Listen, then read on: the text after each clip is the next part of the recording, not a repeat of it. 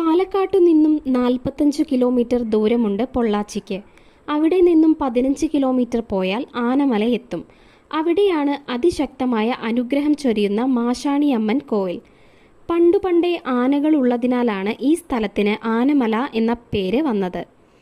ഒരുപാട് പ്രത്യേകതകളുള്ള ക്ഷേത്രമാണിത്. ഏറ്റവും പ്രധാന പ്രത്യേകത ബിംബത്തിൻ്റെ വലിപ്പമാണ്.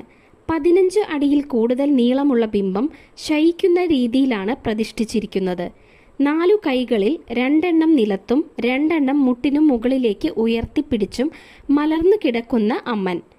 സീതയെ അന്വേഷിച്ച് ശ്രീരാമൻ അലയുന്നതിനിടയിൽ ഇവിടുത്തെ ശ്മശാനത്തിൽ വരികയും അവിടുത്തെ മണ്ണ് കൂട്ടിവെച്ച് മാഷാണി അമ്മനെ കിടക്കുന്ന വിധം പ്രതിഷ്ഠിച്ചു എന്നുമാണ് വിശ്വാസം. ഈ ക്ഷേത്രത്തിലുള്ള മറ്റു 2 പ്രതിഷ്ഠകൾ നീതിക്കല്ല്, മഹാമുനിയപ്പൻ എന്നിവയാണ്. തമിഴ്നാട് സർക്കാരിൻ്റെ അധീനതയിലാണ് ഈ ക്ഷേത്രം ഇപ്പോൾ സ്ഥിതി ചെയ്യുന്നത്. ഇവിടെ വ്യത്യസ്തമായ ഒരു വഴിപാടും നടത്തിപ്പോരുന്നുണ്ട്.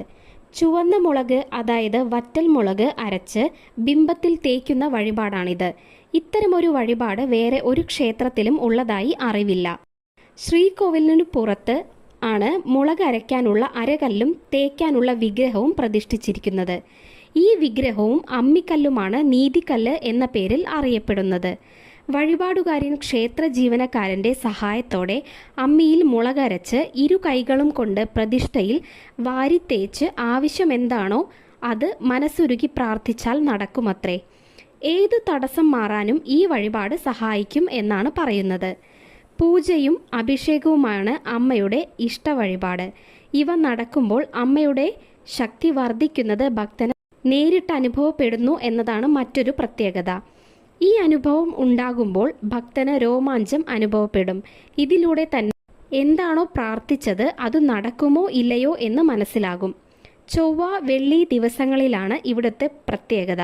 ഈ ദിവസങ്ങളിൽ ഇവിടെ വലിയ തിരക്ക് അനുഭവപ്പെടാറുമുണ്ട്.